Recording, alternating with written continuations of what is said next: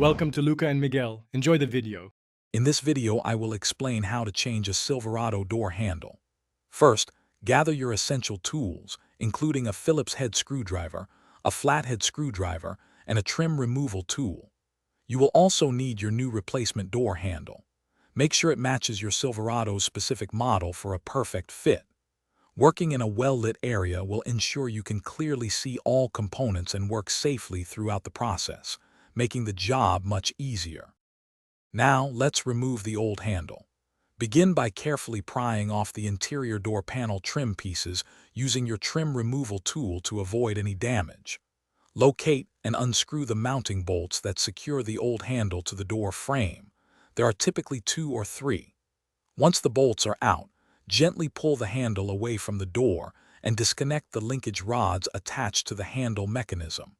Be mindful not to bend or damage these rods. With the old handle removed, it's time to install the new one. First, carefully attach the linkage rods to the new door handle, ensuring they click securely into place. Next, position the new handle into the door opening, aligning it with the bolt holes. Then, secure the handle by reinserting and tightening the original mounting bolts. Make sure the handle sits flush and operates smoothly before proceeding to the next step of reassembly. Finally, let's finish up.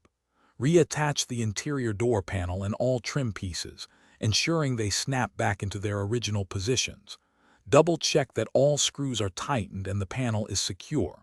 Before you're done, thoroughly test the new door handle from both inside and outside the vehicle to confirm it opens and closes smoothly and latches correctly. This ensures your new handle is fully functional and safe. Also, for a fresh ride, check the description for a link to little trees, black ice, and other great deals. Thanks for watching and please subscribe. It's the best investment you'll ever make.